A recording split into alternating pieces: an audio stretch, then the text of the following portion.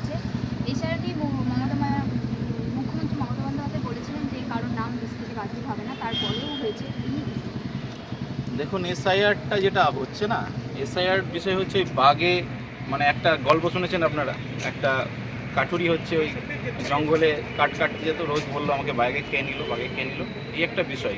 কেন্দ্রে যারা রয়েছে হিন্দুত্ববাদী গভর্নমেন্ট, তারা সবসময় মানুষকে ধর্মীয় ইস্যু দিয়ে মাতিয়ে রাখে। তারা জানে আমরা ভুল বলছি, তারপরেও মানুষকে কিন্তু একটা ইস্যুর মাধ্যমে তৈরি রেখে দেয় সবসময়, যাতে মানুষ তাতে ব্যস্ত থাকে। আপনার এখন কর্মসংস্থান দরকার, আপনার এখন ইউনিভার্সিটি দরকার, আপনার এখন মেডিকেল হেল্পটা দরকার।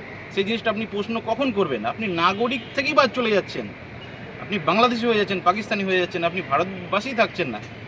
মানে কাগজের লাইনে সবসময় আপনাকে দাঁড় করিয়ে রাখছে, কখনো আধার কার্ডের সাথে প্যান কার্ড লিঙ্ক, কখনো ভোটার কার্ডের সাথে, কখনো রেশন কার্ডের লিঙ্ক। তো এসআইআরটাও হলো এরকম, বাঘে খেয়ে নিল বিষয়টা, দেশটাকেই ভাঙতে চাইছে।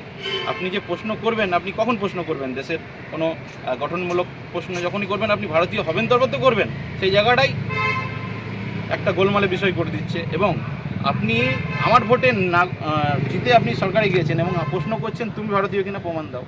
মানে কত মানে বড় এটা অসাংবিধানিক জিনিস চলছে।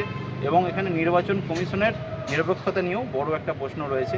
নির্বাচন কমিশন খোলসা করে বলছে না যে এসআইআরের জন্য কী নথি লাগবে আবার কি লাগবে না। নিজস্ব ওয়েবসাইটে প্রকাশ করেছে যে এই নথিগুলো হলে এসআইআরের নোটিশ আসবে না, এই নথিগুলো থাকলে আপনাকে নোটিশে পর এটা কমপ্লাই করা যাবে। তারপরেও যারা বিএলও রয়েছে তারা অ্যাকসেপ্ট করছে না। এই বিষয়ে কিন্তু নির্বাচন কমিশনের যে নিরপেক্ষতা, সেটা নিয়ে বারবার প্রশ্ন করছে। এবং আমাদের ভারতবর্ষে যিনি গর্ব, অমর্ত্য সেন নোবেল জয়ী, ভারতবর্ষের জন্য যিনি নোবেল পেয়েছেন, তাকে পর্যন্ত এসআইআরের নোটিশ দেওয়া হয়েছে।